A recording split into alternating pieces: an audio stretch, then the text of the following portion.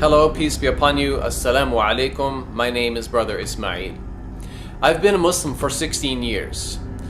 But in the past few years, I have been bothered by some reoccurring issues which have forced me to question my Islamic faith.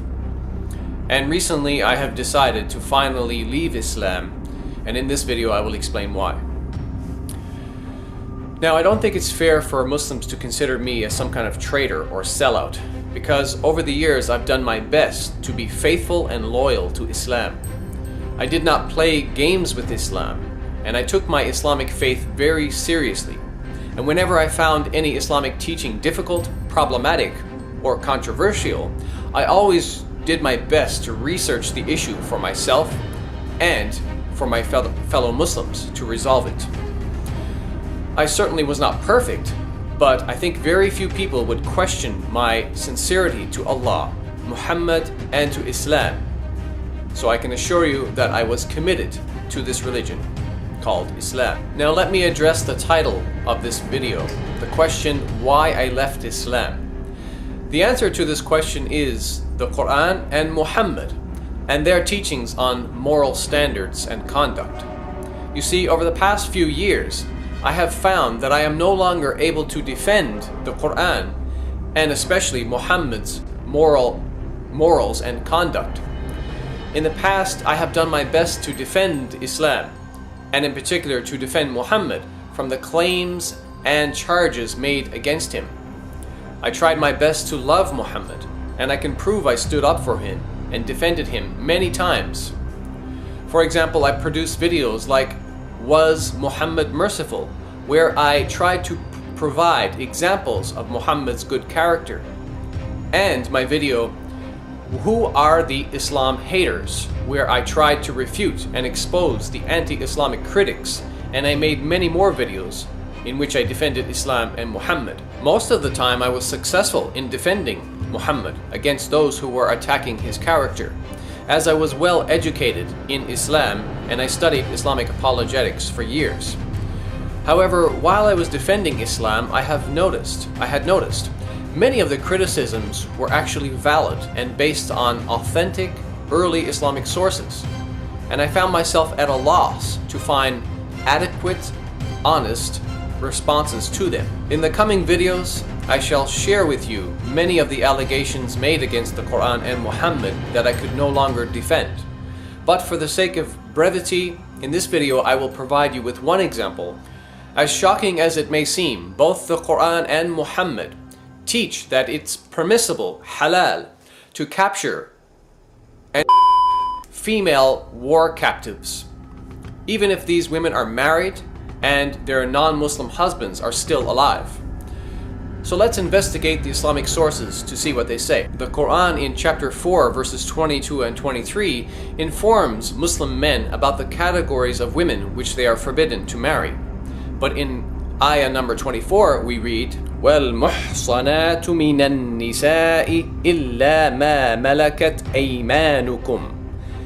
Also forbidden are women already married, except those whom your right hands possess. So we see here in the Quran an exception, an example where it is permissible, halal, for a Muslim man to marry a woman who already has a husband.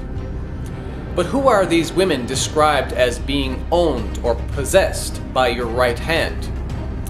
For the answer, let us turn to the most famous commentator on the Quran, Ibn Kathir, who, while commenting on Quran chapter 4:24, said the following, quote, Allah said, وَالْمُحْصَنَاتُ مِنَ النِّسَاءِ إِلَّا مَا مَلَكَتْ أَيْمَانُكُمْ. Also forbidden are women already married except those whom your right hands possess. The ayah means you are prohibited from marrying women who are already married. إِلَّا مَا مَلَكَتْ أَيْمَانُكُمْ. Except those whom your right hands possess, meaning except those whom you acquire through war, for you are allowed such women after making sure they are not pregnant. Imam Ahmad recorded that Abu Sa'id al-Khudri said, we captured some women from the area of Awtas who were already married, and we disliked having sexual relations with them because they already had husbands. So we asked the Prophet about this matter, and this ayah was revealed. وَالْمُحْصَنَاتُ مِنَ النِّسَاءِ إِلَّا مَا مَلَكَتْ أَيْمَانُكُمْ. Also forbidden are women already married, except those whom your right hands possess. Consequently, we had relations with these women. This is the recording collected by At-Tirmidhi, An-Nasa'i, Ibn Jarir, and Muslim in his Sahih. Now at this point, maybe you're in a state of shock. Maybe you're even saying to yourself, this is impossible. The glorious Quran and the noble Prophet Muhammad would never teach such. Or maybe you're thinking, there must be some other more positive interpretation to the Quran, chapter 4, verse 24. Or maybe you're even trying to convince yourself that the great Islamic scholar and the most famous Quran commentator, Ibn Kathir, is completely wrong and he has no idea what he's talking about. Brothers and sisters, I wish all of that were true, but unfortunately, when we investigate the matter further, things just get worse. For example, we read in the following hadith. In Sunan Abi Dawood, volume 2, hadith number 2155, Abu Sa'id al-Khudri narrated, the Messenger of Allah, meaning Muhammad, sent a military expedition to Awtas on the day of Hunayn, and they met their enemy, fought them, and defeated them. They took captives. فَكَأَنَّ أُنَاسًا مِّنْ أَصْحَابِ رَسُولِ اللَّهِ تحرجوا من غشيانهن من أجل أزواجهن من المشركين. But some of the companions of the Messenger of Allah were reluctant or felt uncomfortable to have relations with them, meaning the female captives, because of their pagan husbands. فأنزل الله في ذلك والمحصنات من النساء إلا ما ملكت أيمانكم. So Allah revealed the Quranic verse, and forbidden are women already married except those whom your right hands possess. And this is again Quran chapter 4 verse 24, as we said. أي فهن لهم حلال إذا أنقضت عدتهن, meaning they are lawful or allowed for them when they complete their waiting period.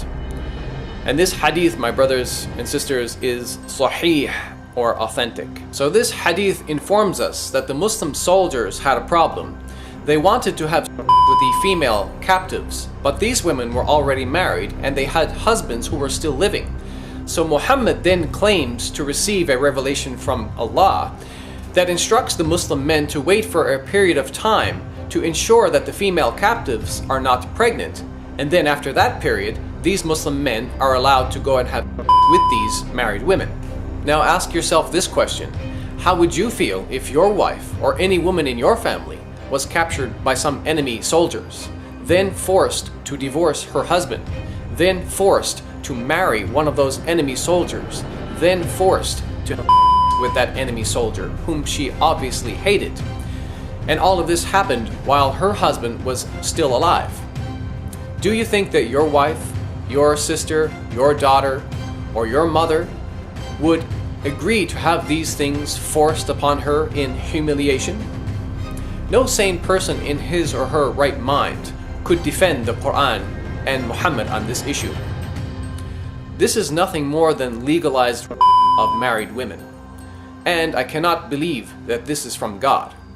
So therefore, I am rejecting the Quran and Muhammad on this issue. Now you have some idea why I left Islam. And in the coming videos, I hope to share more reasons with you, because there are many. Thank you for watching, and may God bless you and me and us all.